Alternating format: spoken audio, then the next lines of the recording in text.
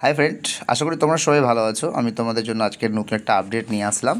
এটা একটা চাকরি সংক্রান্ত আপডেট। তোমরা দেখতে পাচ্ছ এটা কনস্টেবল জিডি, যেটা 2025-এ আমাদের পরীক্ষা হবে বা রিক্রুটমেন্ট বের হবে, সেটারই একটা নোটিফিকেশান আছে, শর্ট নোটিফিকেশান ভ্যাকেন্সি নিয়ে।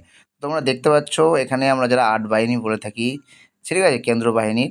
তো টোটাল এখানে তোমাদের যে ভ্যাকেন্সি রয়েছে ফিমেল এবং মেল দুটো মিলিয়ে টোটাল তোমরা বলতে পারো 53,690 প্লাস। ঠিক আছে, বর্তমানে ভ্যাকেন্সি তোমাদের এটাই রয়েছে।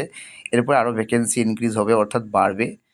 তো তোমরা যারা পড়াশুনো করছো বা তোমরা যারা ভেবেছো যে এসএসসি জিডি লাইনে আমরা চাকরি নেব, তাদের জন্য এটা একটা দারুণ খবর বলতে পারো। তোমাদের তাড়াতাড়ি ভ্যাকেন্সিটা বের হচ্ছে।